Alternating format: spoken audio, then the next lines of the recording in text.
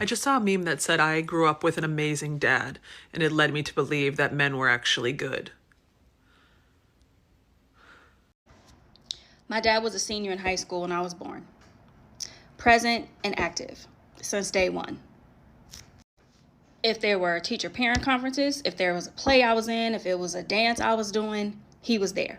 If I was sick, he took care of me. He rubbed my feet, he made me soup, he clipped my toenails, he was there. He went to my principal on multiple occasions and said, give her the hardest classes. Whatever your hardest classes are, she needs it. She needs to be challenged. My freshman year of high school, I had a friend. She called me on the house phone. This was before cell phones and social media. She called me, said she wanted to harm herself, and my dad stepped in. I got him involved immediately.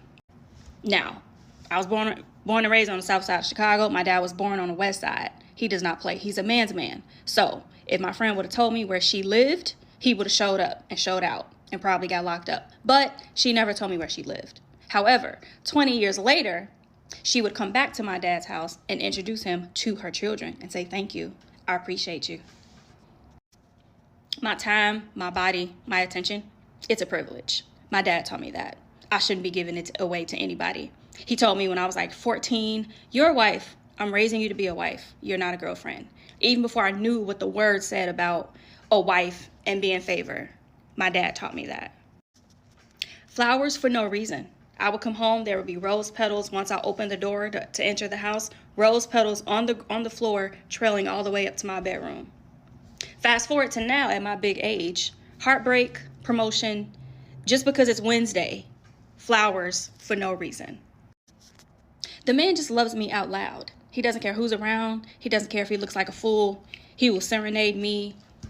He will tell me how much he loves me, no matter who's around. He will look like a fool just to show me, his daughter, that he loves me that much.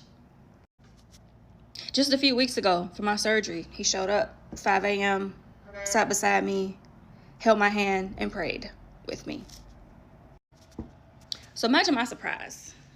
I'm an adult in my 20s with my own place and crib, and I'm getting asked out, hey, can I get your number, whatever. And I'm thinking this man is going to be the example that I've had my whole life, and that was furthest from the case. And then I thought, well, maybe it's the age, because I was in my 20s. Maybe it's the age. As I get older, it'll get better. That's also false.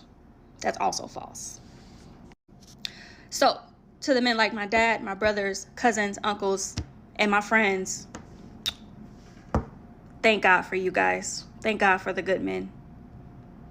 But all men are not like you guys. All men are not like you.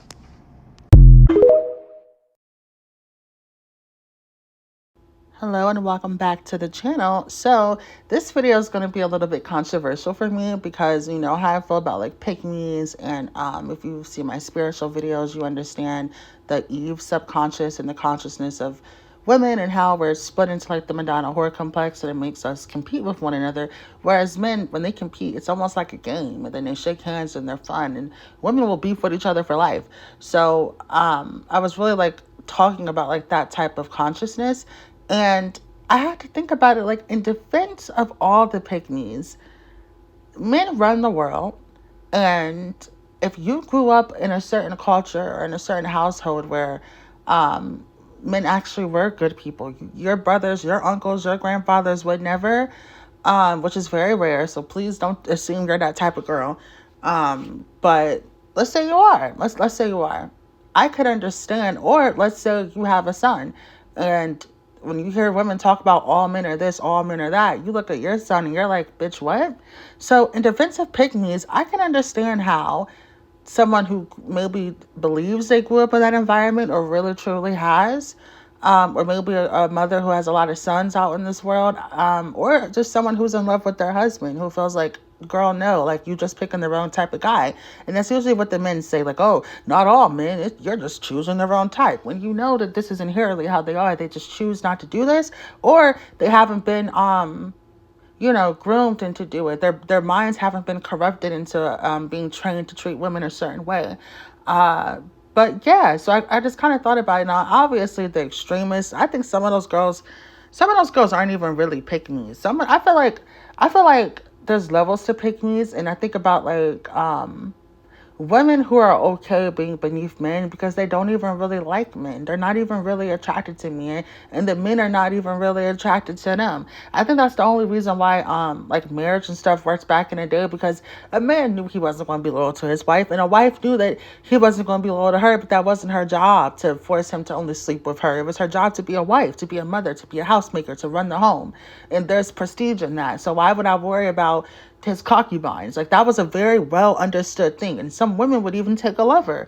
So it was, some people knew that your wife and your husband, that's not always going to be a lovey-dovey type thing, if that makes sense. And some women are okay with that. Some women are, especially like white women, they're okay with capitalism, they're okay with sexism and misogyny because they benefit right beneath it. You know what I mean? That's why misogynoir and misogyny are two completely different things, because we're coming from two different sides of the spectrum. So sometimes I understand when certain women are like, you know what, no, I'm not going to say all men. No, I am going to, you know, feel a certain type of way about certain types of women and judge certain types of women and say you have no self-respect, even though my husband is sleeping with you and paying. Because, you know, I've said this in my video, is sex work equivalent to marriage? And even though those are two different things, in a way, kind of, yeah. Because think about it. The determining factor between the wife and the whore is that the wife gets the deed to the home. Her children get to go to college.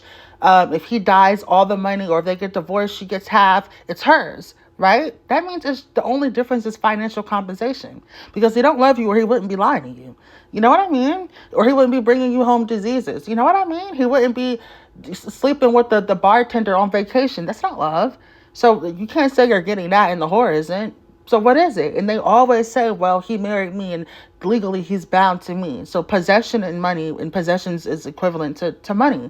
So in a way, yeah. So sometimes I noticed that certain women, they don't want to be feminists. They don't want to be social rights activists. They know the way the world works and they want to play the game. And that's just how it is. So I noticed there's different ranks and levels to pick-me's. Like whether you're the daddy's girl that turned into the pick-me, that turned into the boy mom, or you're like the religious freak that wants to shun other women because you think this is the way the world works, so you feel like you're helping, you know. Because I feel like when it came to, like, especially black girls growing up and them telling us, oh, you're too fast, don't wear the color red, this, da, da, da, da, da.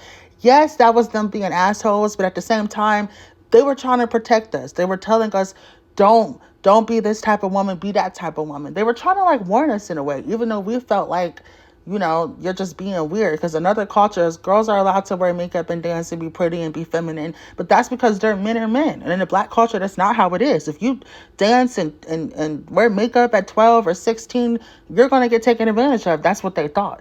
So they projected that onto us. So I don't know. I just been thinking about that. And there's so many different levels to this. And I just wanted to make it, because I do be going hard on the pick-me's. So I wanted to say in defense of the pick-me's, I kind of get it.